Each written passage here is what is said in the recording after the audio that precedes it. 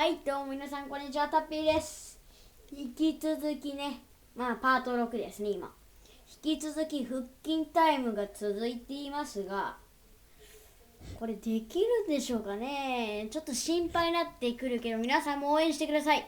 セミさんに頑張って、頑張ってって、僕も応援します。せーの、頑張れ、頑張れ、頑張れ、頑張れ。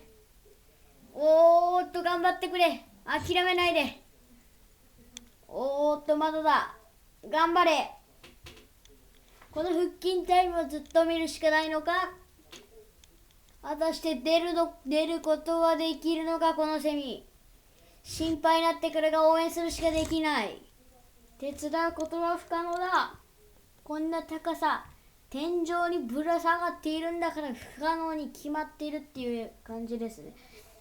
あとちょっとで生まれてくるのに、もう完全に体は出てる。タイムリミットまであと少しでございます。まだまだまだ。苦戦している模様だ。苦戦してますね、これはだいぶ。頑張るしかない。頼む、頑張って。頼む、出てきてくれ。さっきからずっとこの状態のままであるが大丈夫なのか。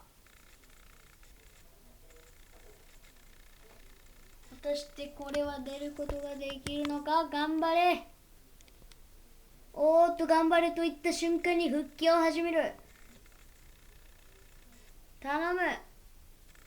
生きてほしい。生きてくれ。出てくるんだ、出てくる。あとちょっとです。ボケちゃった。よし、オッケー。